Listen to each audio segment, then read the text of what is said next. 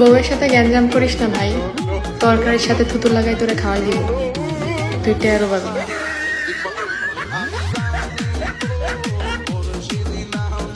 আজকাল বউয়ের থুতু এটা হচ্ছে গ্যাস্ট্রিকের ওষুধ। এমবিবিএস একটা ডাক্তারও এরকম ওষুধ দিতে পারে না, কারণ বউয়ের থুতুটা এতটা রোগের ওষুধ।